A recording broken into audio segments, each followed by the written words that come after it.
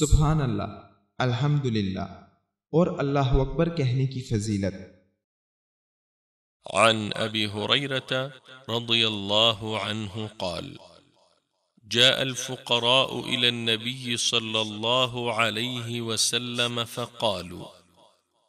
ذهب أهل الدثور من الأموال بالدرجات العلى والنعيم المقيم، يصلون كما نصلي ويصومون كما نصوم، ولهم فضل من الأموال يحجون بها ويعتمرون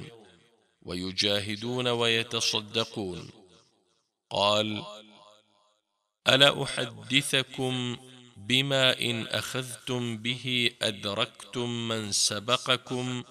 ولم يدرككم أحد بعدكم، وكنتم خير من أنتم بين ظهرانيهم،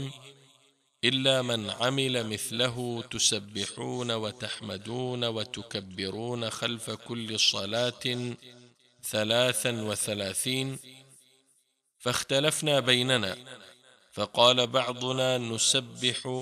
33 ونحمد 33 ونكبر 34.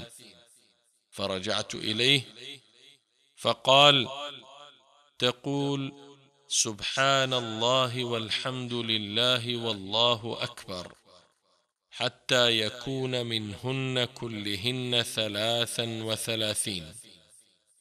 صحیح بخاری حدیث نمبر 843 اور صحیح مسلم حدیث نمبر 595۔ حضرت ابو ہریرہ رضی اللہ عنہ نے فرمایا کہ نادار لوگ نبی کریم صلی اللہ علیہ وسلم کی خدمت میں حاضر ہوئے اور کہا کہ امیر و رئیس لوگ بلند درجات اور ہمیشہ رہنے والی جنت حاصل کر چکے،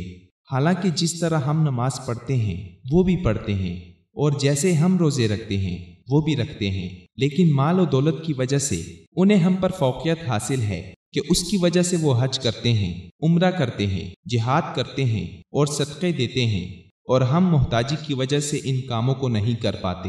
اس پر آپ صلی اللہ علیہ وسلم نے فرمایا کہ لو، میں تمہیں ایک ایسا عمل بتاتا ہوں کہ اگر تم اس کی پابندی کرو گے تو جو لوگ تم سے آگے بڑھ چکے ہیں انہیں تم پا لو گے، اور تمہارے مرتبے تک پھر کوئی نہیں پہنچ سکتا،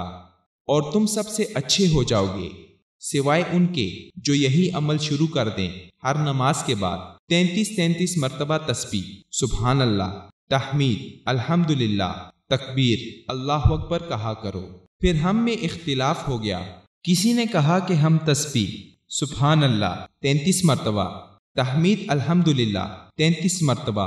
اور تکبیر اللہ اکبر 34 مرتبہ کہیں گے۔ میں نے اس پر آپ صلی اللہ علیہ وسلم سے دوبارہ معلوم کیا تو آپ صلی اللہ علیہ وسلم نے فرمایا کہ سبحان اللہ،